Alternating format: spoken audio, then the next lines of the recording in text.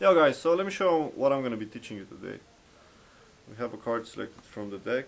You can see it takes about 3 seconds for the card to travel up my sleeve and into the air, which makes no sense. But hey, something happened.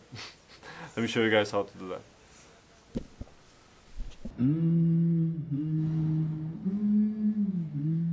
So let me show you guys what's happening here undercover.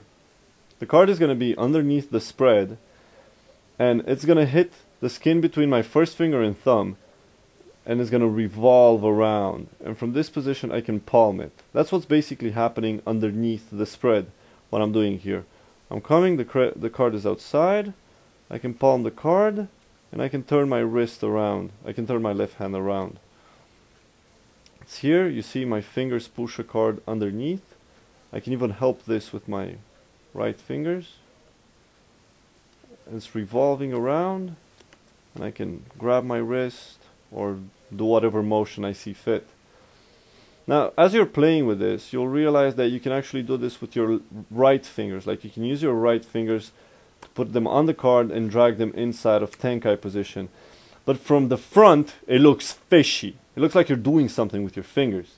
So in order to eliminate that, I just pretty much do it with my left fingers, like my ring and middle finger. And I take the card outside, I cull it underneath, and then as I am closing, I keep pushing the card. Can you go underneath?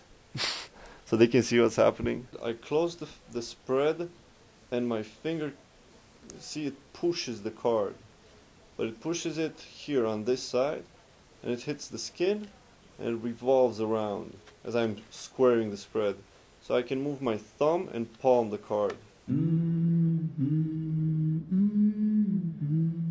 So, yet another palm. Yet another palm. Why? Why is it that I'm showing you yet another palm?